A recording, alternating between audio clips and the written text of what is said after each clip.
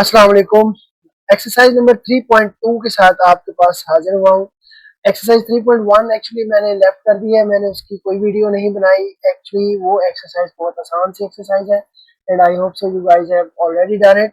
Exercise 3.2 में कुछ question, कुछ कॉम्प्लिकेशंस ऐसी हैं कि वो आई थॉट कि मुझे वीडियो उसकी अपलोड करनी चाहिए ताकि बार बार क्वेश्चन सेम को देखा जाएगा तो फिर ही समझ आएगा। तो इसके कुछ क्वेश्चंस भी डिफरेंट टाइप्स के हैं और I think so you guys are going to do all these question for the first time. तो जरा ध्यान से इन क्वेश्चंस को अच्छे तरीके से देख लीजिएगा ताकि ना आपको प्रॉब्लम हो और ना ही पेपर्स में जब आपका रिजल्ट आए तो आपके इंशाल्लाह अच्छे प्यारे प्यारे नंबर्स आए आप सबकी तरह। Exercise 3.2 question number 1, let's jump. बेटे क्वेश्चन हमारे पास ये सामने है, कंसीडर द यूनिवर्सल सेट। ये आपके पास यूनिवर्सल सेट है u which is x is multiple of 2 and 0 is less than x and less than or equal to 30। मतलब हमारा जो यूनिवर्सल सेट है वो u है और उसकी वैल्यूज क्यों नहीं, कौन सी होनी चाहिए, वो मल्टीपल ऑफ 2 होनी चाहिए और वो कहाँ से स्टार्ट होनी चाहिए, 0 से लेके 30 तक। बट यहाँ पे अगर आप देखें कि 0 और x के सेंटर में ओनली लेस देन लगाया है, इसके साथ कोई इक्वल साइन नहीं है। जब इक्वल साइन नहीं है तो बेटे हम 0 को इंक्लूड नहीं करें। बात को ध्यान से देख लेना है। तो अब मैं इसको लिखता हूँ कि मेरे पास यहाँ से एक्चुअली सोल्यूशन स्टार्ट हो रहा है बेटे। तो मेरी पहली वैल्यू जो u है वो क्या बनती है, u is equals to multiple of 2, multiple of 2 but 0 उसमें इंक्लूड नहीं होगा और जाएगी कहाँ तक, 30 तक। तो मैं यहाँ लिख लेता हूँ सारी वैल्यूज 2 4 6 8 अब 2 ऐसे डॉट डॉट लगाएंगे और इसको लेके जाएंगे हम 30 तक। मेरी बात समझ आ गई, पहली चीज आपकी होगी क्लियर। अब नेक्स्ट a के ऊपर जा रहा हूं तो a हमारे पास है x is a multiple of 6। तो इसका मतलब ये हुआ कि हमारा जो a सेट बनेगा वो क्या होना चाहिए, मल्टीपल ऑफ 6 होना चाहिए। तो मल्टीपल ऑफ 6 तो होगा तो वो जाएगा कितने तक, वो जाएगा बेटे मैक्सिमम 30 तक, जो यूनिवर्सल सेट होता है। इस चीज का ध्यान रखना है आपने। तो 6 का टेबल हम कहां तक पढ़ रहे हैं, 30 तक। 30 से बड़ी वैल्यू नहीं होनी चाहिए। उसके बाद हमारे पास नेक्स्ट वैल्यू है b। तो b सेट हमारे पास क्या आ रहा है, x is a multiple of 8। तो अब मल्टीपल ऑफ 8 तो हम चूज करेंगे बट वो जाएंगे लेस देन 30। 30 से ऊपर हम वैल्यूज नहीं लेके जाएंगे।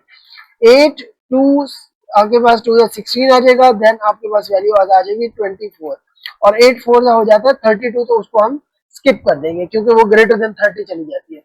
अब हमने क्या किया है मेरा बेटा, इन सब की वैल्यूज हमने जनरेट कर ली है अकॉर्डिंग टू क्वेश्चन। अगर हम देखते हैं तो पहले हमारे पास u की वैल्यू थी, a की वैल्यू थी और b की वैल्यू थी। वो तीनों वैल्यूज का करना क्या था, पहले पार्ट में list all elements of set A and be in tabular form. तो मेरी जान मैंने ये जो किया है ये सारे ये एक्चुअली टेबुलर फॉर्म्स कहलाती हैं। मैंने नॉट ओनली ए और बी को किया बल्कि यू को भी साथ कर दिया ताकि ये थोड़ा सा और अंडरस्टैंड करना आपके लिए इजी हो जाएगा। अब इसका सेकंड पार्ट देखें, सेकंड पार्ट में हमें क्या करने को कह रहा है। सेकंड पार्ट में हमें कहा जा रहा है कि you have to find A intersection B. अब मुझे अगर A intersection B find out करना हो, ये मेरे पास पहला पार्ट एक्चुअली यहाँ से स्टार्ट हुआ था। अब jumping towards second part, second part में मुझे A intersection B find out करना है। So I will write A intersection B is equals to, पहले मैं लिखूंगा ए की वैल्यू 6 12 18 24 एंड 30। फिर उसके बाद इंटरसेक्शन, फिर the value of B 8 16 and 24। अब मेरा बेटा इंटरसेक्शन का मीनिंग्स आप सबको पता है, इंटरसेक्शन के मीनिंग्स होते हैं the thing which is same. अब अगर हम चेक करते हैं इनके अंदर वैल्यूज हमारे पास सेम कौन सी आ रही है, तो अगर आप देखें तो वैल्यूज हमारे पास सेम आ रही है 24। देख रहे हैं आप 24 सेम आ रहा है। तो मैं क्या करूंगा, सिर्फ अगर 24 सेम है तो मैं इसको इसके अंदर यहाँ पे 24 लिख दूंगा। तो मेरे पास आंसर क्या आ गया, ए इंटरसेक्शन बी का 24। अब इसका जो थर्ड पार्ट था मेरा बेटा वो क्या था, draw draw a Venn diagram. अगर हम इसकी वेन डायग्राम ड्रॉ करते हैं तो वो कैसे ड्रॉ करेंगे, इसका जरा थर्ड पार्ट देखिएगा।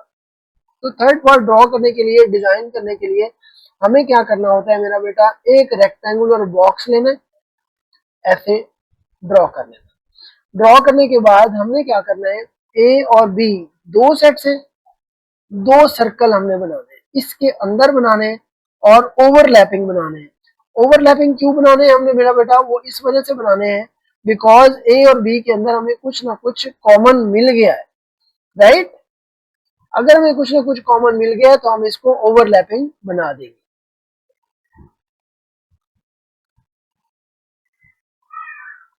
That's it. ये हमारे पास ए और बी के दो कुछ शेप्स बनी है, इसके ऊपर हम ए लिख देंगे, इसके ऊपर हम बी लिख देंगे, और ये जो पूरा रेक्टेंगुलर बॉक्स बनाया है ये एक्चुअली हमारा यू है।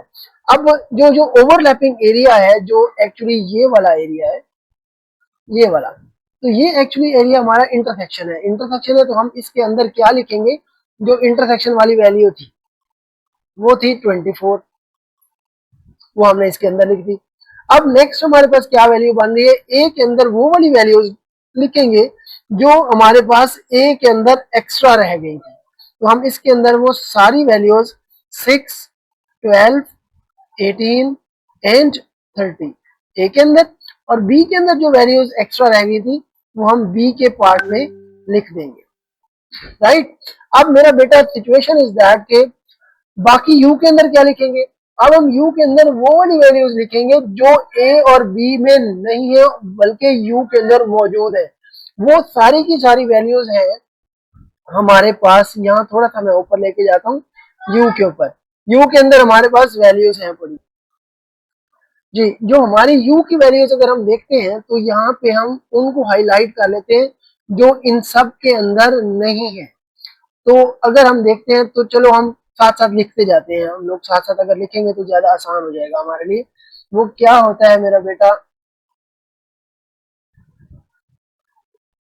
ओके, तो यहाँ पे मेरे पास वैल्यू इसके अंदर 30 तक हमने देखनी है। एक 2 नहीं है इनके अंदर, इनके अंदर देखते हैं तो 4 नहीं है।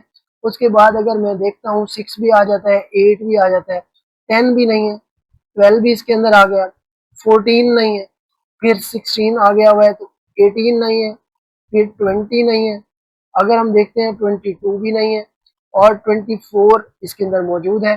देन आई एम हैविंग 26, फिर जंप करते हैं अगर हम 28 पे तो 30 इज ऑलरेडी देयर। तो जो चीजें एक्स्ट्रा थी ना वो हमने यू के अंदर लिख देनी है।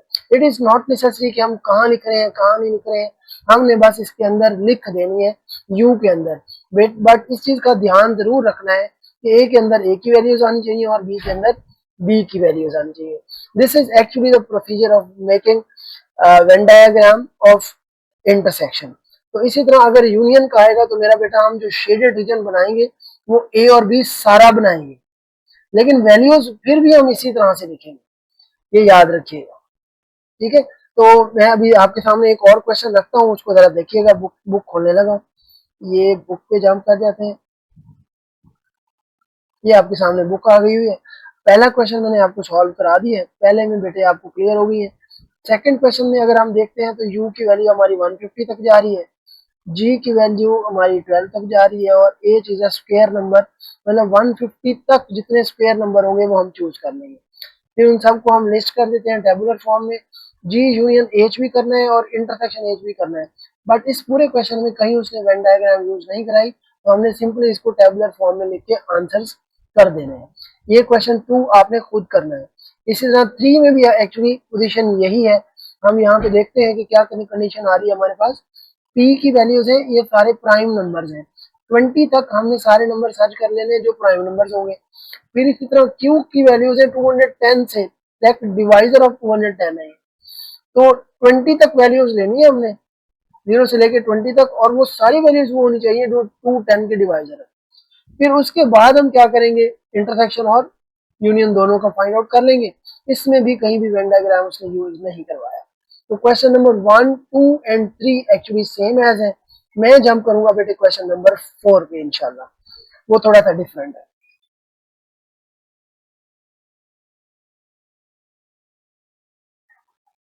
जी बेटे चलते हैं क्वेश्चन नंबर 4 की तरफ। क्वेश्चन नंबर 4 में एक छोटी सी प्रॉपर्टी यूज हो रही है, उसको पहले एक्सप्लेन करना चाहूंगा, उसके बाद क्वेश्चंस आपके लिए थोड़े से इजी हो जाएंगे। तो यहाँ पे वर्ड देखिएगा क्या लिखा हुआ है, commutative property of union and intersection, right. तो हम पहले सबसे पहले इस चीज को डिस्कस कर लेते हैं कि ये कॉम्यूटेटिव प्रॉपर्टी ऑफ यूनियन और इंटरसेक्शन क्या होता है। देखिए बेटे, जब कॉम्यूटेटिव का वर्ड आ जाएगा COMMUTATIV, कॉम्यूटेटिव प्रॉपर्टी, जी, जब हम कॉम्यूटेटिव प्रॉपर्टी के बारे में डिस्कस करेंगे तो वो एक्चुअली दोनों के बारे में होगी, ए यूनियन बी और ए इंटरसेक्शन बी।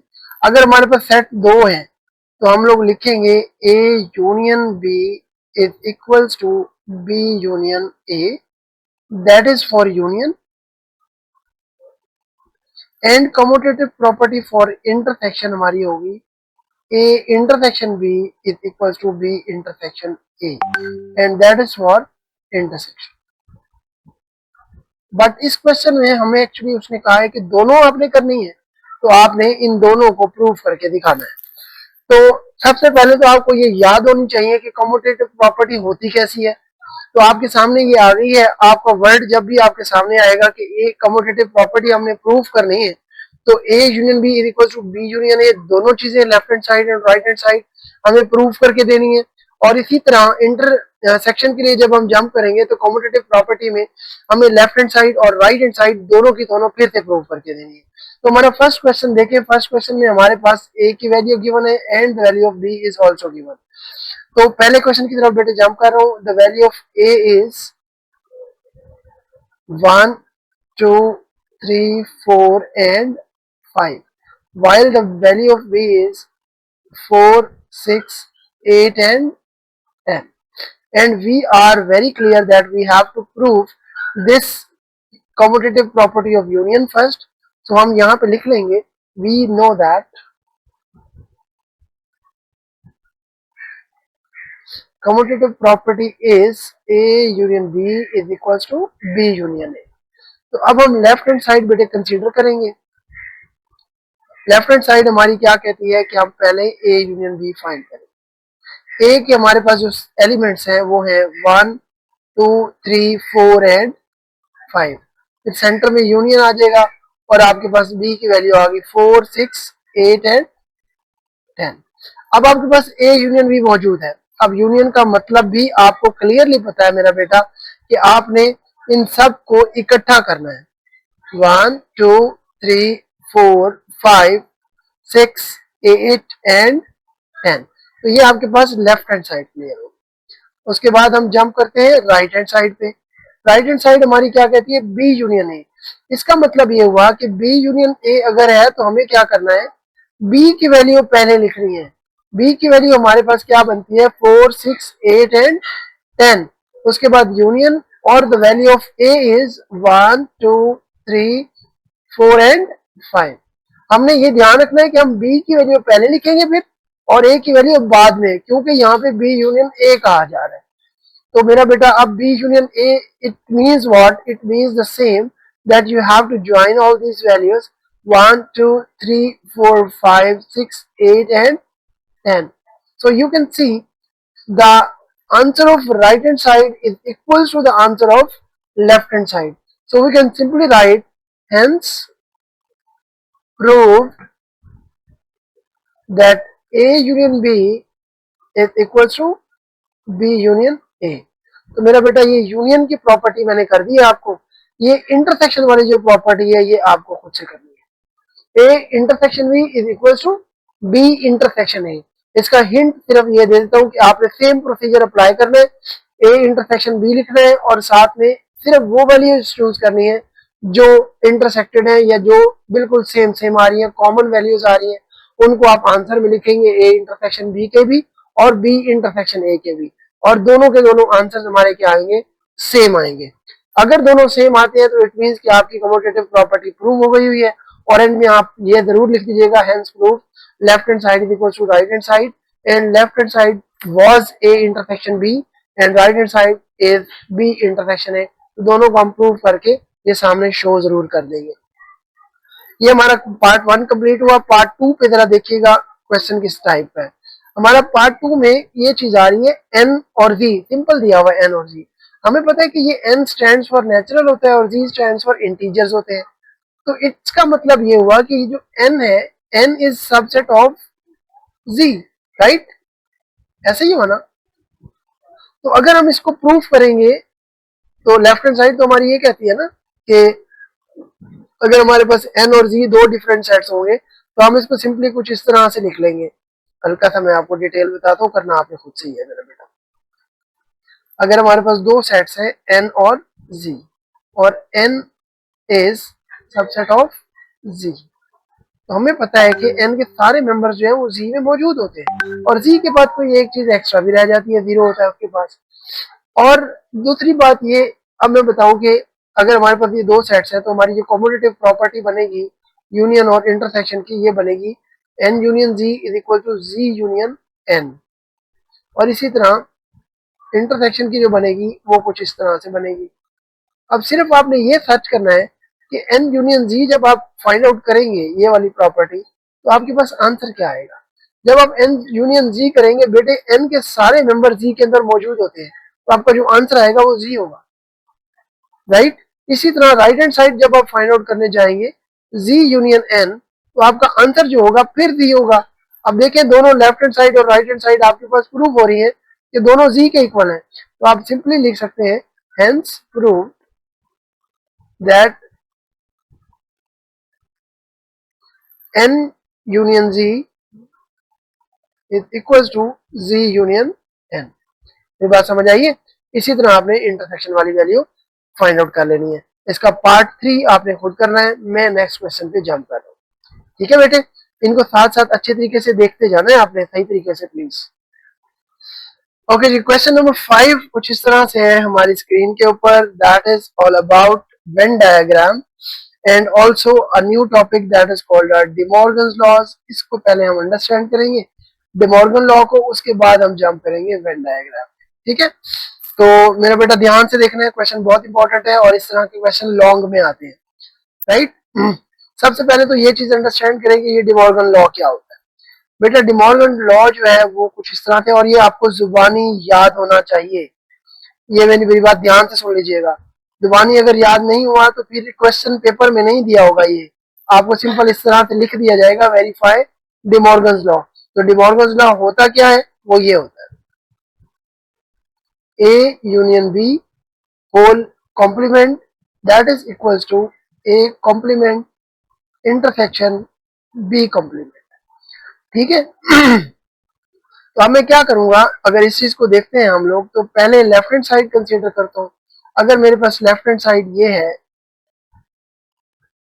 तो सबसे पहले हमें ब्रैकेट की चीज सॉल्व करनी है which is A union B। तो मैं यहाँ लिख लेता हूँ A यूनियन B, मैं फाइंड आउट करता हूँ।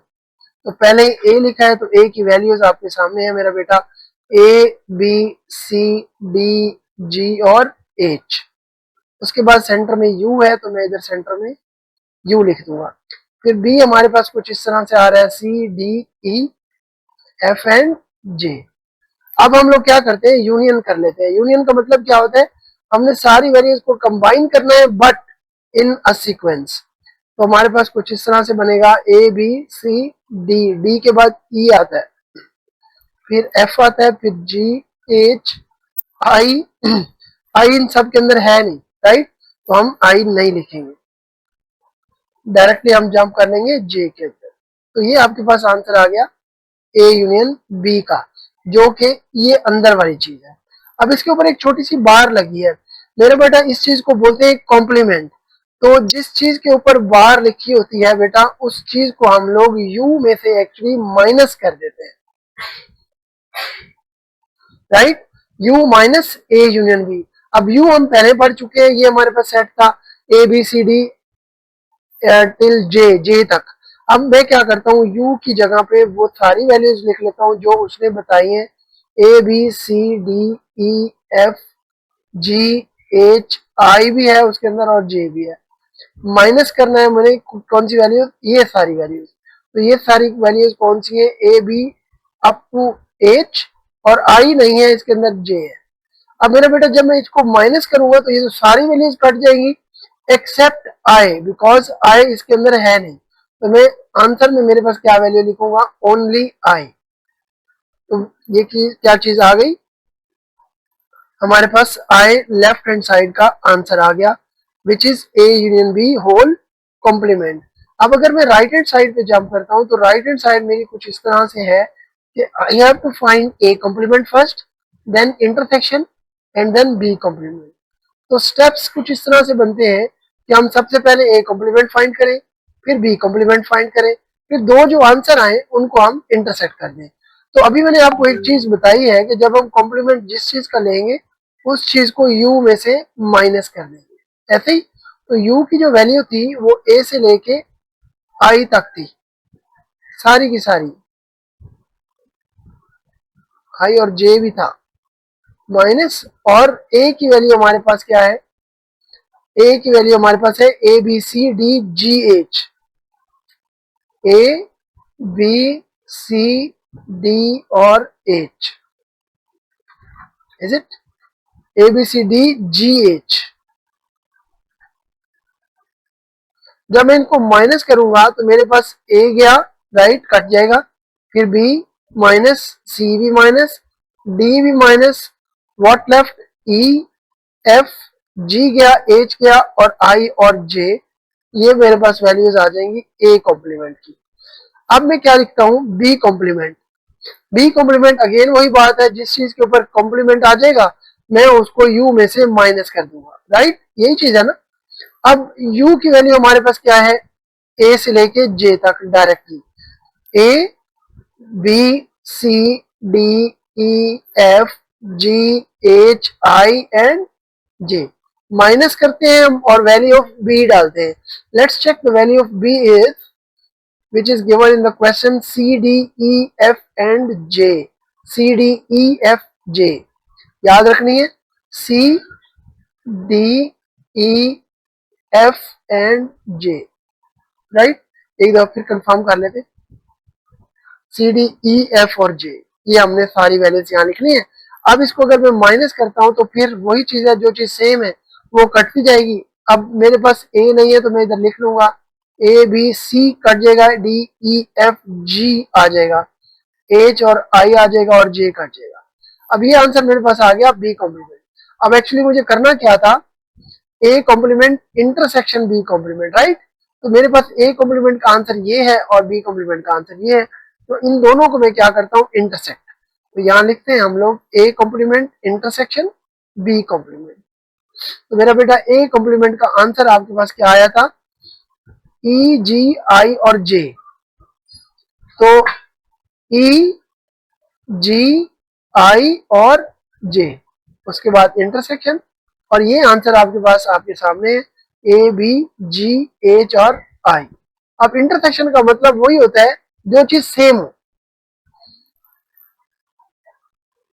यहाँ पे देखिए बेटे बी कॉम्प्लीमेंट में जी कहां से आ रहा है, इसका मतलब है बी में कहीं जी वैल्यू है, सी डी ई एफ जे हमने लिखा हुआ,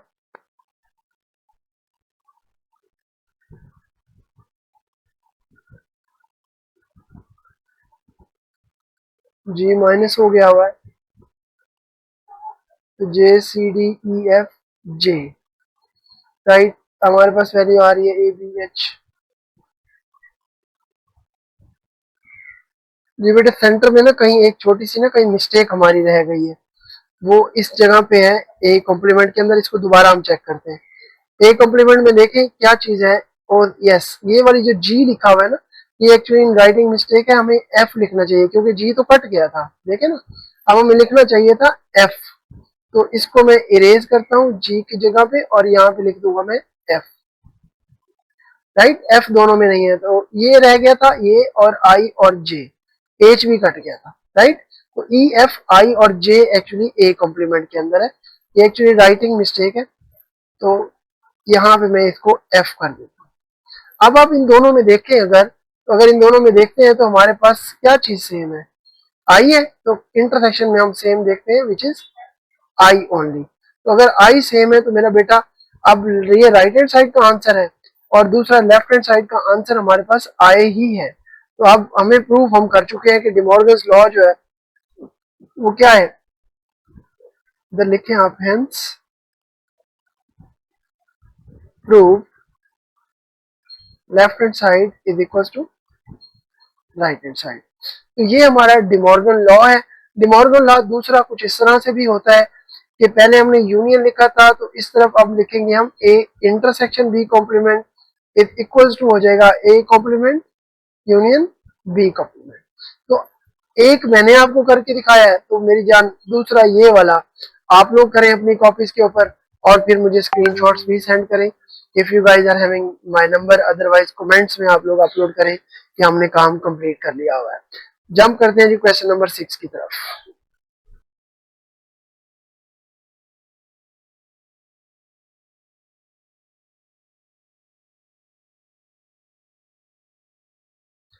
जी बेटे क्वेश्चन नंबर 6 आपके सामने है। क्वेश्चन नंबर 6 कुछ इस तरह से है कि if we are having the value of u 1 2 3 till 10 and the value of a is 1 3 5 till 19 and he asks us to solve these three different parts and the first part is a union a complement, that the answer should be equals to u। तो हमने मैं सिर्फ आपको part A करके दिखाऊंगा, 2 and 3 you have to do it yourself। बहुत आसान से है, जरा ध्यान लगाइएगा। First part, in the first part what do we have to do? We have to actually find a union a complement and the answer should be u। अब सबसे पहले मैं यहाँ लेफ्ट हैंड साइड कंसीडर करता हूँ। Left hand side मेरी ये कहती है कि मुझे सबसे पहले ए कॉम्प्लीमेंट फाइंड आउट करना चाहिए, और पिछले क्वेश्चन में ये चीज क्लियर की थी कि जिस चीज के ऊपर हम कॉम्प्लीमेंट लेते हैं उस चीज को हम u से माइनस कर देते हैं। ऐसे ही है, अगर u माइनस ए करता हूं तो मेरा बेटा u माइनस ए, u की वैल्यू आप क्वेश्चन में देखें, u की वैल्यू हमारे पास है 1 to 20, 1 2 3 अप टू 20, फिर माइनस a की वैल्यू आपके पास क्या है 1 3 5 अप टिल 19। तो अब मैं क्या करूंगा, माइनस करूंगा। माइनस जब मैं करूंगा तो मेरे पास इधर सारी ऑड वैल्यूज है और इधर सारी वैल्यूज है, इट मीन्स के इवन वैल्यूज रह जाएंगी 2 4 6 टिल 20। तो मेरे पास ए कॉम्प्लीमेंट का आंसर आ गया, but I had to prove that A complement union A complement क्या होता है। तो मैं A union A complement find अगर करना हो तो पहले ए की वैल्यू क्या है हमारे पास 1 3 5 अप टू 19। अब यूनियन करना है हमने ए कॉम्प्लीमेंट के आंसर के साथ and the answer is this one 2 4 6 up to 20। अब इनको मैं अगर यूनियन करूं, यूनियन का मतलब क्या हुआ, इन सबको कंबाइन करके लिख दूं बट इन अ सीक्वेंस। तो मेरे पास क्या आंसर आया 1 2 3 4 5 4 अप टू 20 चला जाएगा। अब ए यूनियन ए कॉम्प्लीमेंट का आंसर जो आया है, अगर हम इसको गौर करें 1 2 3 4 टिल 20, ये किसकी वैल्यू है, ये एक्चुअली यू की वैल्यू है 1 2 3 टिल 20। अगर ये यू की वैल्यू है तो अकॉर्डिंग टू द क्वेश्चन जो हमारा आंसर आया है A union A complement is equals to U. तो अब हम यहाँ पे सिंपली लिखेंगे हेंस प्रूव्ड।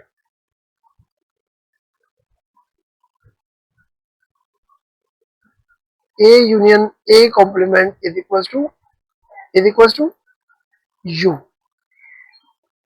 ठीक है, ये आपका प्रूव हो गया हुआ है। ये left hand side is equal to right hand side आपने इस तरह से लिख के इसको क्लोज कर देना है। ये आपका क्वेश्चन बेटे पार्ट 1 मैंने कंप्लीट किया है, 2 एंड 3 आप लोग खुद से करेंगे, बहुत आसान से है। ए इंटरसेक्शन यू करेंगे आंसर ए आएगा, इधर पहले ए कॉम्प्लीमेंट ऑलरेडी मैं निकाल चुका हूँ, उसको इंटरसेक्ट करेंगे तो आपका आंसर 5 होगा। 5 means no element inside it, means blank set होगा, उसके अंदर कोई एलिमेंट नहीं होगा। तो ये क्वेश्चन बेटे आप लोगों ने खुद से करने हैं। 3 क्वेश्चन है, तीनों के तीनों अपनी कॉपीज में जरा अच्छे तरीके से नीट एंड क्लीन तैयार कर लीजिएगा।